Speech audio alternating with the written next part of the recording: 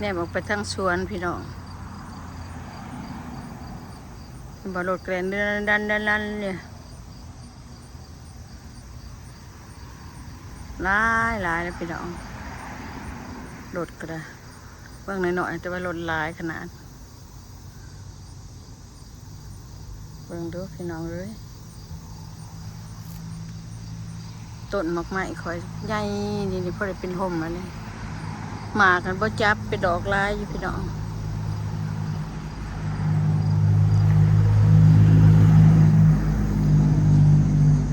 ปะปวกนี่เนี่ยบ้าเต๋อจะมันใหญ่คักใหญ่แน่บอกพี่น้องหยอดหลายขนาดกระเด็ดหยอดมันอยู่ได้อันนี้คือกอหน่อไม้ฝรั่งน้ำพิติกัดกอใหญ่กอเดียวขนาดพวกเก็บปีนี้ก็ให้มันกอใหญ่พวกก็ขยายพันธุ์มาเนี่ยมาสวนเก็บจุนี่พี่น้องหมากบวบหมากน้อยหมากหมากโอด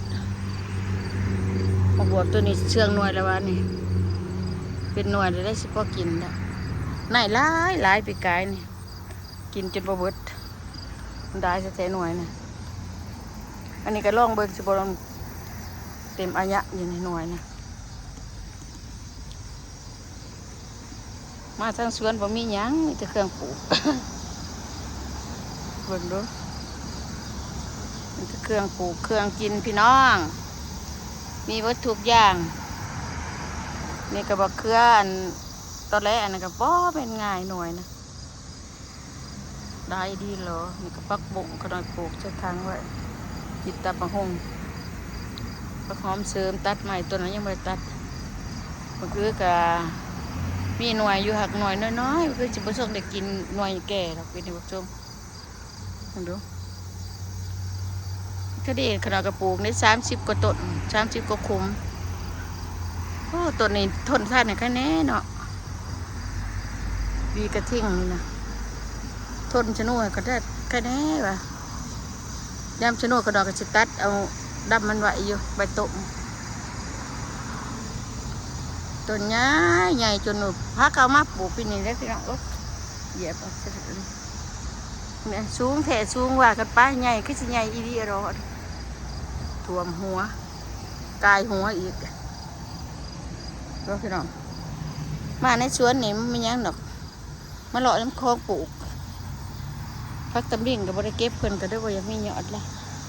เก็บยอดไปกินกับปีนี้เดือนอันมือนี้มืออื่นเก็บแกงกินกับต้มใส่ปลาคือจากต้มใส่ปลาใช่ไหมขนมมากินนะต้มพักตำลิ่งใส่ปลายอดก็มีลายอยู่หักบ่ได้สูเก็บมันก็ได้ยอดเดียวสูเก็บไปขวใส่ไข่ก็พักอีตูนี่ตีขนมเอาไว้ไว้ได้กันจะมาสั่นเอากางมาถิ่มซื่อๆก็เป็นเต็มถิ่มอะไรโตกะกันดิทั้งงานโตกะแล้วนี่โตกะแล้วนี่เพราะขยะนี่พอท่านได้แนวหรอกพี่น้องมันนี่ยังนี่อยู่นี่นะนั่นใหญ่แท้ยังเกิดอยู่กับมี่นี่เด็กข้าก็เกิดดินี่เดือนน้อยๆนี่มันก็จะท่านได้แนวมันบอกนี่น้อยนึงนะก็ได้แนวดอกอันนี้มิตรปลาบักอื้อปลูกบักอื้อได้ปีนี้บ่ได้ยังดอกปลูกแต่บักอื้อมีอยู่หน่วยกับบ่ท่านใหญ่อากาโทปลูกนี่บักแตงข้าบักแตงจริงบักแตงไร่นะนี่ปลูกใบน้ำปลานี่สิเป็นหรือบ่เป็นบ่ฮู้ปลูกทิ้งไว้ชะลอยกับว่าบ่ได้เก็บเบิดดอกเด็ดๆยังมีอยู่มันยังลายอยู่ก็สิบ่ได้เก็บนี่มันอันน่ะต้มเอาหม้อนึงก่อนก็มีหน่วยนึงเลย2 หน่วยละถ้าในแนวดอกมันหลายละ8 เดือน8ละอันนี้ก็บักบวบนี่เด้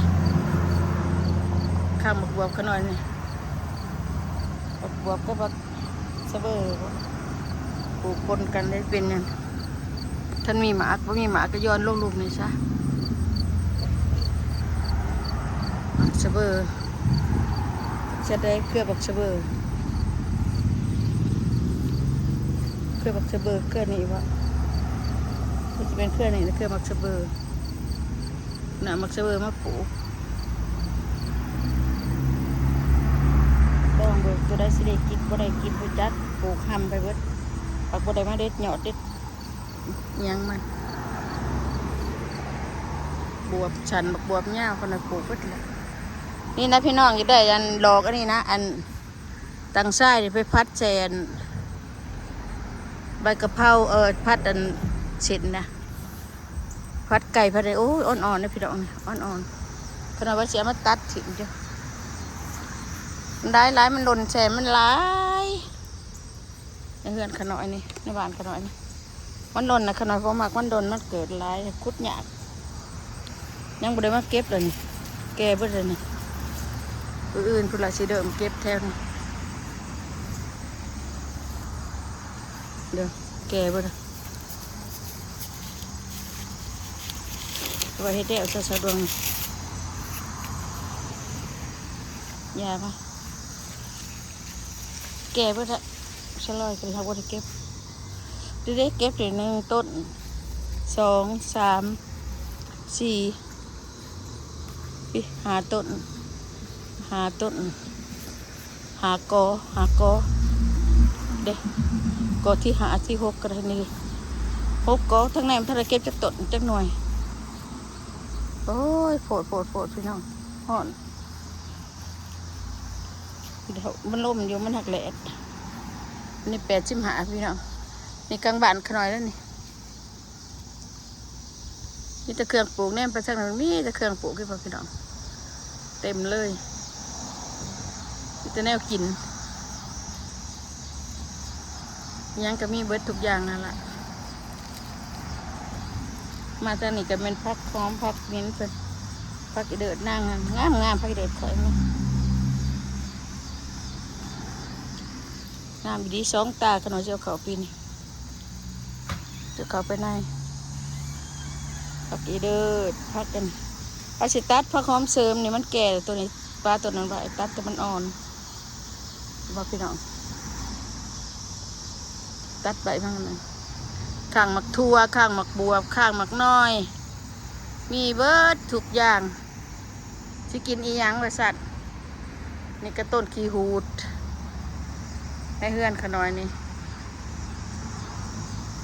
เขาขน้อยนี่สิได้กินอยู่บ่นี่พักข้าวทอง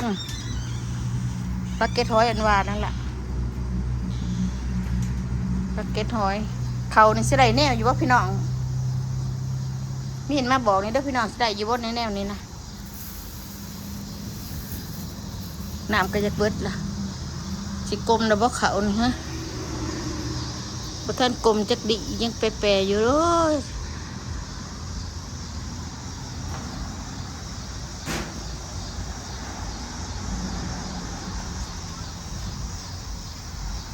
นี่แหละก็ว่าชีวิตคนอยู่เมืองนอกเบิ่งเอาพี่น้องคนเมืองลาวเมืองต้องเบิ่งเอาขี้ขานดุก็จักซี่ละบ่เฮ็ดก็บ่มีกินไปซื้อกะไก่แล้วก็บ่ได้ของสดอีกครับปลูกกินอยู่หลายของสดยอดกระถินก็ที่ว่างามๆแต่ว่าจงยอดไว้มันเป็นดอกเบ็ดก็บ่ได้กินขน่อยวิจะเด็ดยอดมันให้กินเด็ดมันป่งแล้วมากก็เด็ดกินมันป่งมากก็เล็ดกินจะได้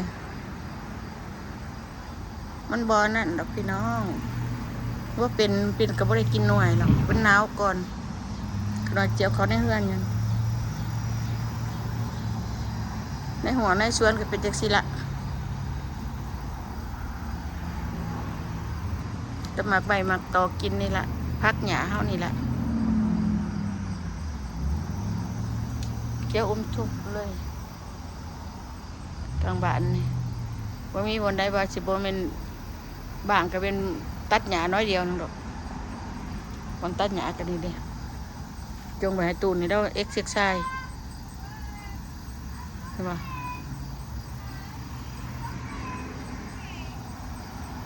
ตัดหญ้าไป บ่ได้เอ็กซิกไซส์จักหน่อยย่ามมันสนุกมากกับเขาจึงถึงแต่สนุกจานเวลาแถวนี้นะโอเคพี่น้องต้มมักสะลอยซุปมากินน้ำกันเด้อ